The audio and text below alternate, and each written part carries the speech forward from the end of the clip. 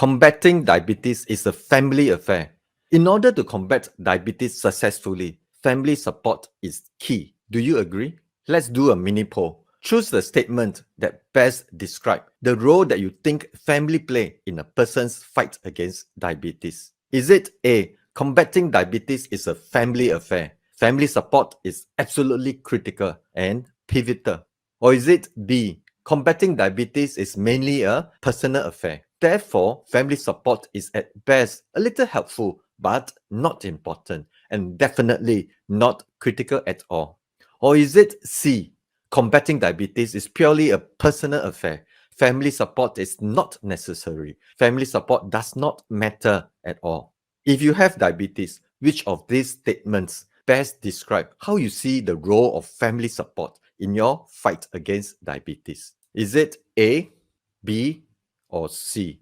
Why don't you write down your answer in the comments section below? It would be great to see what most people think. From my experience coaching patients with diabetes to make lifestyle and diet change to better control and combat their diabetes, I have seen the significant impact that family support or the lack of family support can have on people with diabetes.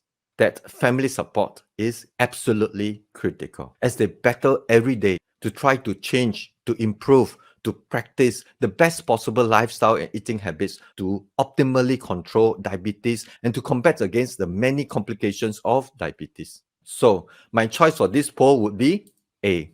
Combating diabetes is a family affair. Family support is critical and pivotal.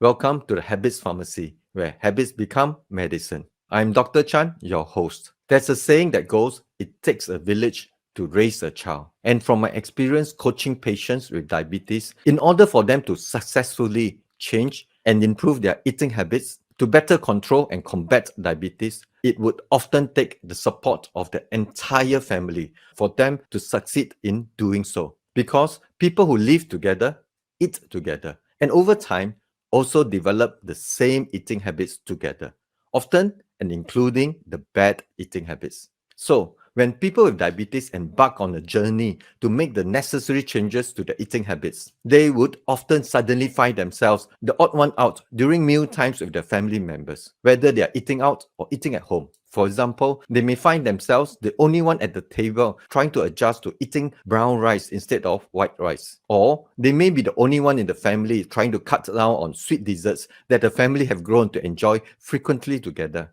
So, family members, especially their spouses and children, could either be their pillars of support and encouragement in their eating habits change journeys, or would end up being the obstacles, derailing and discouraging them. And sadly, from my experience as a doctor and coach helping people to change and improve their eating habits, family members are more often than not obstacles and sources of discouragement, and are often the reasons why many people with diabetes fail to successfully or adequately change their eating habits to control and combat their diabetes optimally. I have had many patients telling me things like, "Doctor, my wife is unhappy that I am no longer eating and enjoying the cakes and sweet desserts that she likes to make." Or, "Doctor, my husband and kids do not like and refuse to eat brown rice, so I have no choice but to cook white rice only. It is too troublesome to cook both white rice and brown rice for every family meal."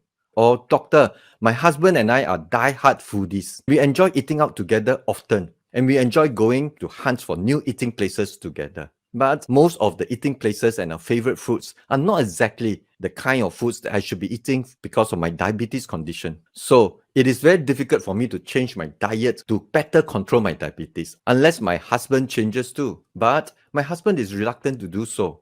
It saddens me so much whenever I hear patients tell me things like that. Sometimes I would even feel like going to their homes to speak to the spouses or children to counsel them, to tell them how important eating habits change is for people with diabetes, to plead with them that even if they cannot bring themselves to be supporters of their family members who have diabetes in their eating habits change journeys, they should at least try their best not to be obstacles, not to be sources of distraction and discouragement. That if they either be part of the solution, if not, at least try not to be part of the problem. Of course, on the other hand, I sometimes do have patients telling me about how supportive their spouses or children had been in supporting and encouraging them to change and improve their eating habits to better control their diabetes. For example, making the effort to cut down on sugar intake, cut down on eating sweet stuff together as a family, or making the effort to try to learn to enjoy brown rice together as a family so as to make the switch to having brown rice instead of white rice as the staple at family meals,